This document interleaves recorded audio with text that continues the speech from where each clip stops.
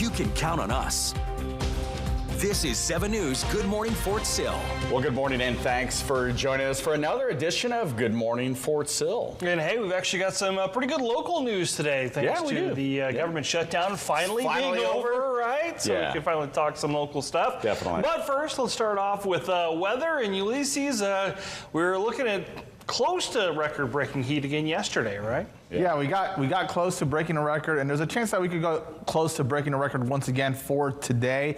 But after that, though, we're finally going to start seeing more of a downward trend on our temperatures, especially as rain chances will start making an impact later on into the weekend. We do need that rain. But for this morning, for your morning PT forecast at Fort Sill, it's much better, though. Remember, yesterday we had to deal with the fog across the area. Really none of that for today.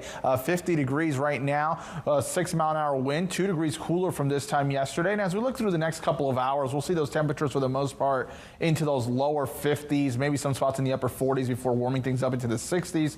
But like mentioned before, though, only 1 degree off from tying the record high of yesterday at 84. We only made our way up to 83, 50 degrees for the low. 38 is the normal low temperature. Record low is 13. Right now we're dealing with mostly quiet conditions, mostly clear to partly cloudy skies on our Comanche Nation Entertainment Tower Cam at Medicine Park. And as we look at your day planner today, we'll make our way up to 80 degrees. A little more clouds in the sky today. We'll see those clouds continuing to increase as we go through the next 24 hours, and how eventually that will lead to the rain. We'll break that down throughout the show. Well, hundreds of National Guard troops that were deployed to Chicago and Portland are being sent home. The White House is reducing the amount of troops in each city by half, from 200 to 100. About 300 Illinois National Guard troops will remain in the Chicago area for training. They currently are not legally allowed to conduct operations with the Department of Homeland Security. Now, the withdrawal is part of a larger change of troop deployments after President Trump began his crackdown on immigration in cities across the country. U.S. Northern Command says that despite the drawdown in troops, some forces would remain as a constant and enduring long-term presence in each city. Well, we talked about this yesterday. It was the 250th birthday of the Field Artillery, and Fort Sill celebrated the anniversary in true King of Battle artillery style. Field Artillery Commandant Brigadier General Jason Williams detailed the branch's storied history during the event. So after that was the traditional punch bowl ceremony and a cake cutting that was put on by the post's oldest and youngest artilleryman. For me, it's a great honor because I got out after 23 years, and once 9/11 happened, I wanted to serve again, and artillery gave me the opportunity to do what I wanted to do. It's kind of special. I mean, getting to spend time with my friends that I've made maybe 3 months ago when I moved here. I wasn't expecting to really come down to Fort Sill, so it's been a nice surprise to get to know people and learn what artillery is. Well, for all of us at 7 News, we wish the Field Artillery a happy 250th birthday. To the men and women who serve in this vital branch, we salute you. Well, the 2nd Battalion, 20th Field Artillery Regiment conducted a Level 2 deployment readiness exercise at Henry Post Army Airfield late last month. So, Kyle, I was smiling right there. I got to pause for a minute there and say deep strike. That's the battalion's motto. And it was my battalion that I commanded before I retired from the Army. The routine exercise validated the battalion's deployment readiness as they certified airload operations. This type of exercise allows them to practice deploying personnel and equipment. They were assisted by airmen from the 317th Airlift Wing based out of Dyess Air Force Base in Texas. Leaders with the 220th say the operations were a success. Multiple state and local agencies are teaming up to conduct a homeless veteran outreach surge event in Lawton today.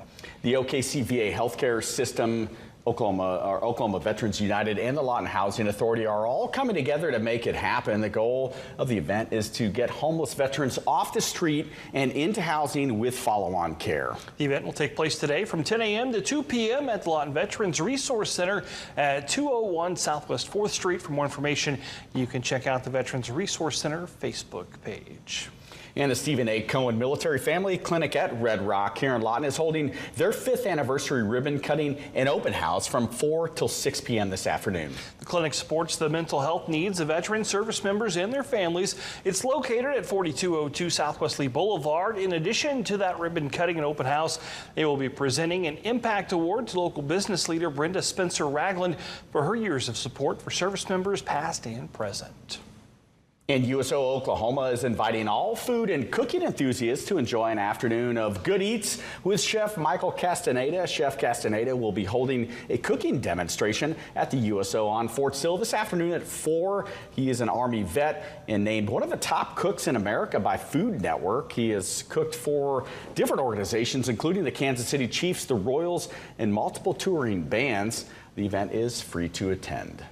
Corvius is inviting the community to come together and count their blessings this Thanksgiving season. The special event will be held a week from today at the Southern Plains Community Center on Fort Sill from 1 until 3 in the afternoon. You'll be able to decorate a leaf for the blessing tree, and there will be snacks and story time for the kiddos. And attention all job seekers, Workforce Solutions of North Texas is hosting their annual Hiring Red, White, and U statewide job fair today. That event will be held at the Wichita Falls YMCA. Veterans will get priority entry from 11 a.m. until 2 p.m., while members of the general public can enter beginning at noon. Some of the employers on site will be APHIS, City of Wichita Falls, Wichita County Sheriff's Office, the Texas Department of Transportation, as well as all military service branches. For more info, you can contact the number on your screen. And Altus Air Force Base is inviting everyone to get into the holiday spirit with their annual tree lighting. Festivities will get underway December 2nd at 5 p.m. at Wings of Freedom Park. There will also be a special appearance from Santa Claus and his reindeer. We'll also, of course, have Christmas music, some hot chocolate, and cookies. The military is restoring GI Bill benefits taken away from service members who refuse to get the COVID-19 vaccine. We'll have the latest from around the forces when Good Morning Fort Sill returns.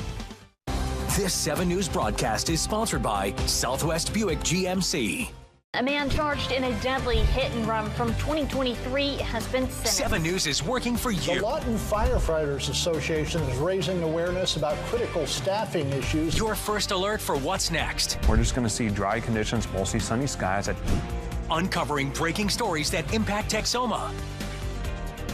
The City of Lawton's Ward 2 councilman has announced his resignation. Checking facts and finding solutions. 7 News, working for you every night at 5 and 6. Every first matters. The first alarm at first cup of coffee and the first look at what the day could bring. And 7 News is right here with you with your first alert. Every first, every morning, we're here. 7 News, Good Morning Texoma. The KSWO 7 News app. Changes happen. With 7 News First Alert, you'll be ready. Your first alert forecast with meteorologist Ulysses Garcia. Welcome back, everyone. Looking at our Jackson County Memorial Hospital tower cam in Altus, you can see not really too much of a wind here, but look at the view, much better than it was yesterday. Remember yesterday at some point, especially during Good Morning Texoma, you could not even see anything here. Really, all you could see was a windsock, so definitely great visibility out there. So that's some excellent news here for the morning commute coming in the next couple of hours. 52 degrees right now in Frederick, 50 in Lawton, 53 in Altus, 56 in Elk City, 63 in Wichita Falls, 64 in Bowie, 61 Duncan. So kind of similar setup to what we had yesterday with the temperatures, with 60s a little bit more off towards the east, 50s off towards the west. Looking at what's happening here, though, we're kind of just dealing with just like a weak boundary that's pushing through. But really, our next system is coming out of the western United States over parts of California and Arizona. That will eventually push here later on into the week. But throughout today, partly cloudy to mostly sunny skies. As we make our way to tonight, we'll start dealing with more cloud cover, and then we'll have mostly cloudy skies throughout your Wednesday. We could see maybe a stray shower during, or even a thunderstorm in the afternoon, but really more so as we go throughout the night and going into your Thursday morning. That's when we'll start seeing those rain chances really beginning to ramp up throughout the day, and we could even deal with some chances of showers and thunderstorms even lingering into your Thursday night before things begin to push away going into your Friday. There is a level 1 for a chance of severe weather weather. A marginal isolated strong to severe storm towards the south of the river, and a concern there will be wind and hail. Marginal risk for flash flood as we go into your Wednesday, and then we even have a slight risk pretty much for our easternmost areas as we go into your Thursday. For your PT forecast, we'll be in the 50s this morning, warming up to right around 60 by 9 a.m. The Army has released guidance to alleviate permanent change of station constraints and delays that were caused by the government shutdown. So local commanders and military personnel divisions now have temporary authority to approve deferments of PCS report dates for those that are reporting to a new duty assignment prior to January 15th. Now, that is depending on the soldier's location. An extension of up to 30 or even 60 days may be authorized, though longer deferment requests must go through HRC. Some assignments are not eligible for deferment, including those on basic combat training, drill sergeants, and recruiters. Now, if you're in one of those categories and can't meet your report date, contact your talent manager immediately. For full details, you can refer to HRC's website to the specific MILPER message, which is 25-460. In Washington, D.C., a Republican-led bill would provide the first significant increase in decades to the disability compensation rate for veterans with catastrophic injuries. The Sherry Briley and Eric Edmondson Veterans Benefits Expansion Act would offer an additional $10,000 annually to veterans who suffered critical injuries during military service, such as head trauma, loss of limbs, and paralysis. The bill also would increase monthly support by 1% a year for the next 5 years for the survivors of veterans and military members who died from their injuries. Veterans advocacy groups have voiced their support for the legislation. Well, thousands of veterans who were discharged under the Biden administration for refusing the COVID-19 vaccine may retain eligibility for GI Bill benefits under a new policy from the VA. So over 8,000 service members across the military were separated from service during the Biden administration for not complying with the Defense Department's COVID mandate. Of those discharged, there were about 900 veterans eligible for the GI Bill education benefits, but more could qualify. New information has come to light about a fatal crash that involved a guardsman from the Indiana National Guard. We'll bring you an update when Good Morning Fort Sill returns. A man charged in a deadly hit and run from 2023 has been sentenced. 7 News is working for you. The Lawton Firefighters Association is raising awareness about critical staffing issues. Your first alert for what's next. We're just going to see dry conditions, mostly sunny skies. Uncovering breaking stories that impact Texoma. The city of Lawton's Ward 2 councilman has announced his resignation. Checking facts and finding solutions. 7 News, working for you every night at 5 and 6. Every first matters. The first alarm at first cup of coffee and the first look at what the day could bring. And 7 News is right here with you with your first alert. Every first, every morning, we're here. 7 News, Good Morning Texoma. The KSWO 7 News app. The UN Security Council has passed a U.S.-drafted resolution that aims to move beyond the fragile truce in Gaza. However, 2 world powers abstained from signing on to the agreement. Nick Robertson has more on the resolution to rebuild the country following the conflict. Going into the vote, there were concerns that Russia might veto it. In the end, they abstained. China abstained. 13 votes for. The resolution passed. It was an effort, the U.S. Ambassador Mike Waltz said, to make sure that the current ceasefire holds and can last longer. He laid out some of the details of what was inside that resolution, including the Board of Peace, this international organization that will run Gaza for the next couple of years. Here's how he explained it. Today's resolution represents another significant step towards a stable Gaza that will be able to prosper and an environment that will allow Israel to live in security. The Board of Peace, which will be led by President Trump, remains the cornerstone of our effort. The board will coordinate the delivery of humanitarian assistance, facilitate Gaza's development, and support a technocratic committee of Palestinians responsible for day-to-day operations of Gaza's civil service and administration, while the Palestinian Authority fully implements its reform program. But within minutes of the vote, Hamas appearing to reject this resolution, specifically about the Board of Peace, saying it was an international guardianship, something they said, and the people of Gaza reject. They also said it doesn't go far enough for their humanitarian and other needs. Israel, on the other hand, which earlier in the day had been some heated political pushback to the notion that this allows for a pathway to a Palestinian state. The ambassador of Israel, in his comments after the resolution passed, speaking not about those issues and Israel's concerns about it, and rejection indeed of a Palestinian state, but focusing on the security aspects that it might bring. The UN Security Council adopted a resolution which was submitted by the United States, which calls for international stabilization force to arrive to Gaza. We are committed to make sure that all of the hostages are coming home and that Hamas is demilitarized. We will make sure that Hamas will not pose a threat on Israel.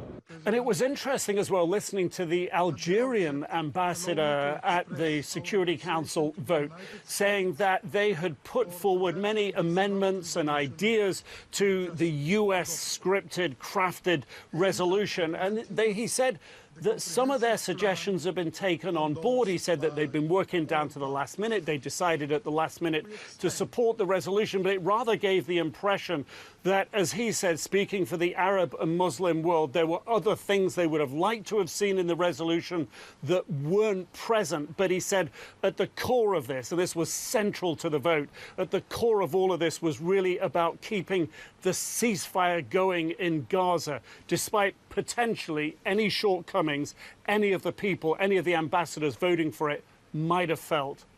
Nick Robertson, CNN, Jerusalem. Thanks, Nick. Well, France and Ukraine have signed a new deal that will give the embattled country 100 French-made warplanes over the next 10 years. That's right. Air defense systems, munitions, and drones were also included in that letter of intent signed by Ukrainian President Vladimir Zelensky and his French counterpart Emmanuel Macron. The announcement comes after a surge of Russian drone and missile attacks on Ukraine in recent weeks and Moscow's reports of ground advances in the southeastern region of the country.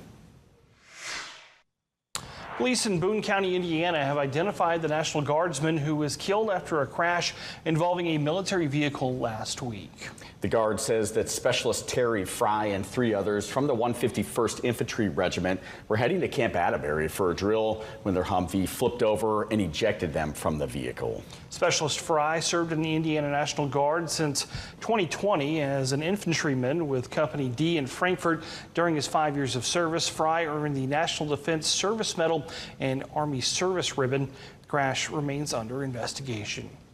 Well, the U.S. Coast Guard's Polar Star icebreaker ship is deploying to Antarctica to celebrate the ship's 50th birthday. Commissioned in 1976, the icebreaker remains the most powerful vessel in the Coast Guard. The Pentagon plans on adding 3 heavy and 3 medium icebreakers to the Coast Guard over the next decade, with some of the ships built under a partnership with Canadian and Finnish designers and shipbuilders. The Polar Star's annual trip to Antarctica is a key piece of Operation Deep Freeze, the effort to open ice-clogged supply routes to scientific stations in Antarctica.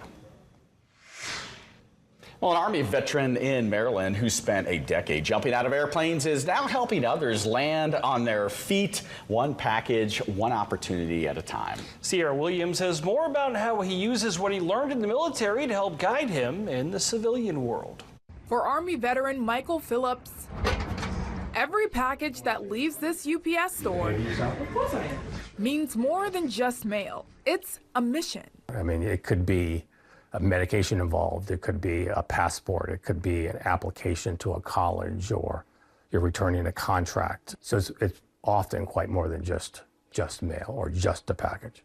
Phillips spent 10 years in the U.S. Army, rising to the rank of major. He led paratroopers in the 82nd Airborne Division. Good morning, thanks for calling UPS store. Today, he leads a team of employees across 6 UPS stores in Baltimore and Washington, D.C. The military, of course, is very systems and procedures oriented, and so is UPS. Whether it's loading a package card in a certain way, to loading a weapon, to moving a a convoy from point A to point B. It's about training, it's about systems, it's about procedures. That sense of structure and service now fuels his business and passion for helping others who have battled addictions like drugs or alcohol, and he gives them a second chance. And then over 30 years, we've probably hired 10 to 15 employees that had some period of incarceration. So for me, it's important to give somebody another opportunity.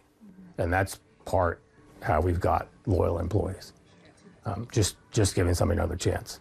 Philip says he wants to offer them the same kind of trust and purpose he once found in uniform. Veterans are everywhere in the community. And again, just the work ethic and the fact that they put something above themselves in terms of achieving a goal as a team. This Veterans Day, Phillips hopes people remember service doesn't stop when the uniform comes off. To look around, if you know specifically they're veterans, thank them. They've, in our case, as veterans, we've served our country. Here's your first alert forecast with meteorologist Ulysses Garcia. Good morning and happy Tuesday. Right now in our Duncan Regional Hospital Tower cam. Really not much happening, but definitely a better view than yesterday without the fog around. So that's at least some great news out there. Temperatures, though, rather similar, 50s and 60s across the area. 60s a little bit more towards the east, while 50s dominating off towards the west of the interstate.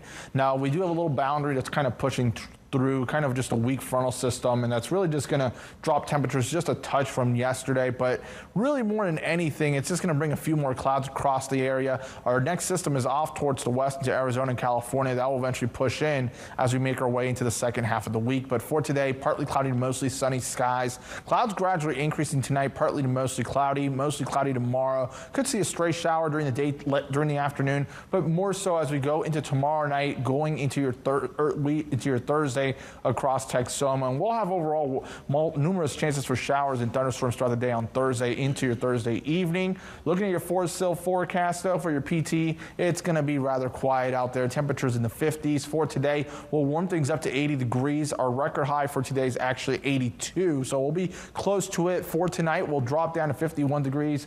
Partly to mostly cloudy, and as we look here over the next 7 days, we are going to see those temperatures going down. We'll start seeing a stretch of 60s already for the weekend. Overnight lows dropping down into the 40s.